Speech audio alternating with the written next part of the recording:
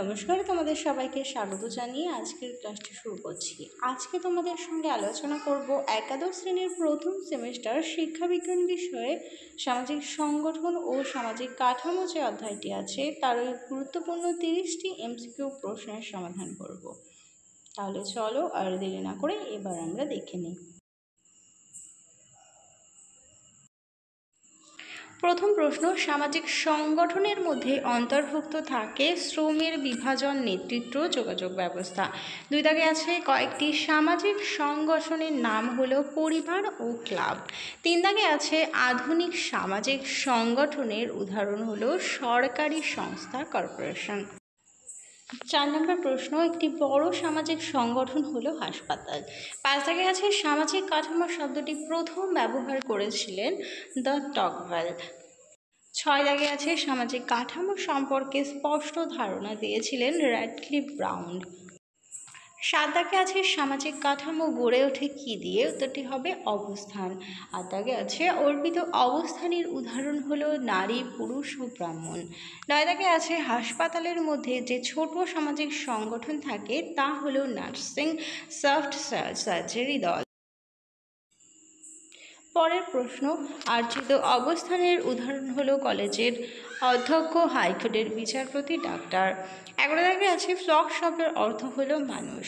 12 দাগে আছে লোক পথগুলি হলো সামাজিক গোষ্ঠীর সদস্যদের দ্বারা স্বীকৃত। পরের প্রশ্ন, কোন পদ্ধতির মধ্য দিয়ে লোক পথের বিকাশ ঘটেছে, উত্তরটি হবে প্রচেষ্টা ও ভুলের পদ্ধতি।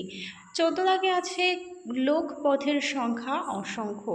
15 দাগে আছে লোকপথ একটি সমাজে কি হিসাবে কাজ করে, উত্তরটি হবে একটি সামাজিক শক্তি। 16 দাগে আছে লোকনীতির ইংরাজি প্রতিশব্দ হলো মোরালস।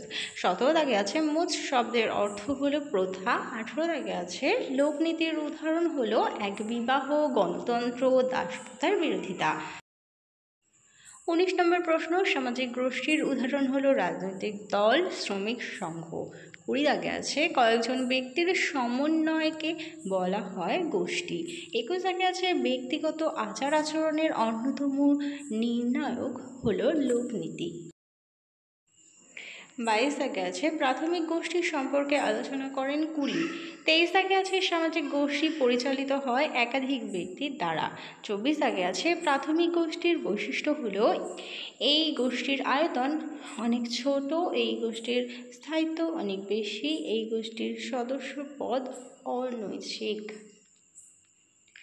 পরের প্রশ্ন দেখো, গৌণ গোষ্ঠীর একটি বৈশিষ্ট্য হলো এটি একটি নির্দিষ্ট উদ্দেশ্যকে কেন্দ্র করেই গড়ে ওঠে।